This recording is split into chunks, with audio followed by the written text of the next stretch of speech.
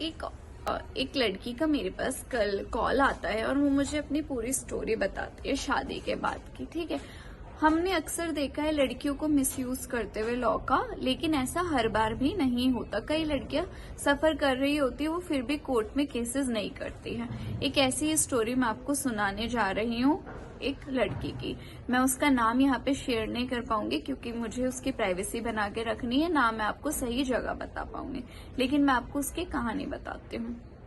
वह 6 साल से एक लड़के के साथ रिलेशनशिप में थी। उसके बाद उसने सोचा कि मैं इससे शादी कर लेती हूँ। दोनों एक दूसरे से बहुत प्यार करते थे, तो दोनों ने शादी कर ली। शादी के खिलाफ घर वाले शुरुआत से ही थे।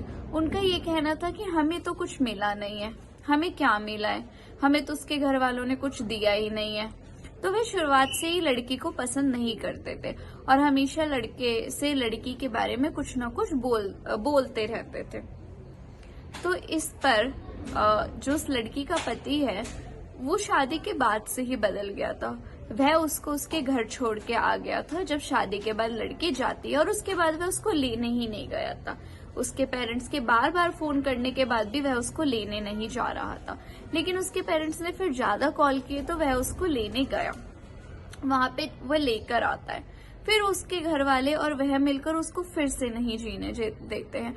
उसके साथ मारपीट करते हैं, उसको गाली गलौज बकते हैं और हर वक्त उसको कोसते रहते हैं, उसको कुछ न कुछ कहते रहते हैं। ऐसा कई बार हो चुका था। वह हर बार उसके घर छोड़ के आ जाता था, फिर उसको बहुत टाइम बाद लेके आता था और फिर उसके साथ वही रवैया किया जाता था।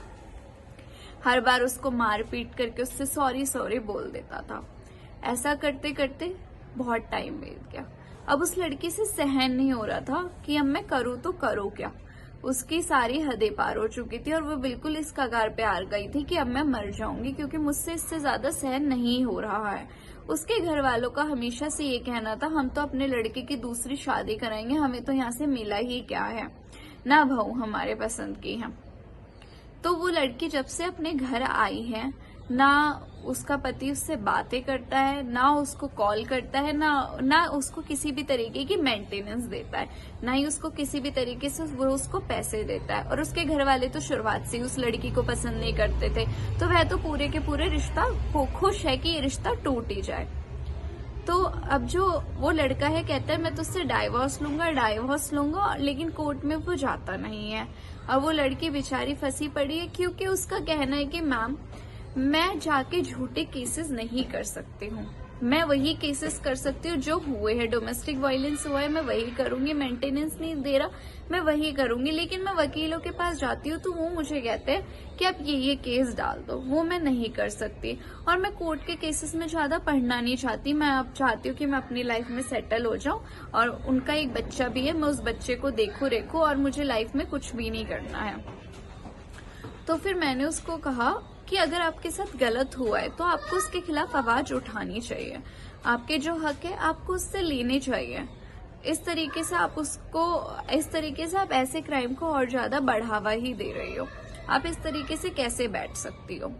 तो उसका यही था कि बस 4 साल हो गए उसको अपने घर, लेकिन उसने अभी तक कोई भी पुलिस कंप्लेंट नहीं कराई है, कोई भी कोर्ट में केस फाइल नहीं किया। She is still suffering.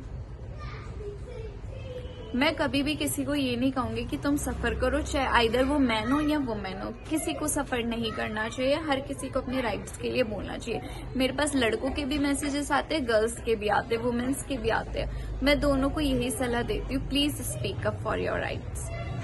तो आई वॉज जस्ट कि मैंने उसका केस सुना, उसके बाद मैं बहुत ही ज्यादा वो हो गई कि मतलब कि इतना हम देखते हैं कि आजकल वुमेन लॉज का मिसयूज कर रही है, जिसके साथ नहीं होता रियलिटी में, वो भी जाके कोर्ट केस फाइल कर देती है।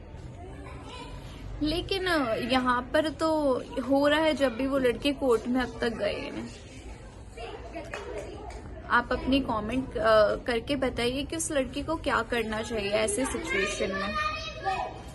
और ऐसे ही आप अपडेट्स के लिए बने रहे मेरे चैनल लॉ माइंड्स के साथ। Please like my video, share my video, comment on my video and please subscribe my channel.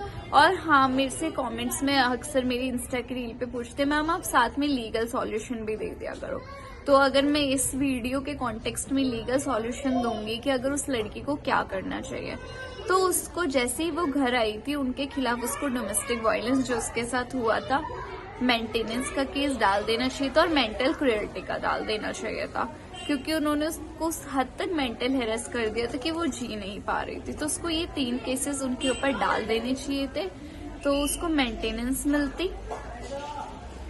Okay, और अगर उसको अलग रहना था तो उसको सेपरेशन का भी डाल देना था कि भाई मैं इनके साथ नहीं रह सकती, क्योंकि कई बार क्या करते हैं हस्बैंड मेंटेनेंस से बचने के लिए कहते हैं कि हम तो इसको अपने साथ रखने के लिए तैयार है, यही नहीं रहना चाहते। अब वो लड़की जो इतना सब कुछ फेस कर चुकी है तुम्हारे घर में, तो वो कैसे रहेगी? तो इस केस में जो वुमेन है वो सेपरेशन का डाल सकती है, नोटिस कोर्ट में सेपरेशन का डाल सकती है कि मैं यहाँ पे रहूंगी तो मेरी जान को हमला है, मेरी जान जा सकती है, इसलिए मैं यहाँ नहीं रहूंगी, मेरे को एक अलग घर लेके दो, मैं वहां पे रहूंगी। और वहां पे फिर उसको कोर्ट मेंटेनेंस भी दिलवाती है, और डोमेस्टिक वायलेंस की तो सजा कोर्ट उसको देगी ही देगी। आप ये केसेस डाल सकते हो और आपको इस तरीके से कोर्ट आपको रिमाइंड करेगी। आपको वहां नहीं भी रहना, that is not a problem, अगर रीजनेबल ग्राउंड्स है। ऐसा नहीं कि आपका रीजनेबल ग्राउंड्स नहीं है, आपको ऐसे ही नहीं रहना, आपके रीजनेबल ग्राउंड्स।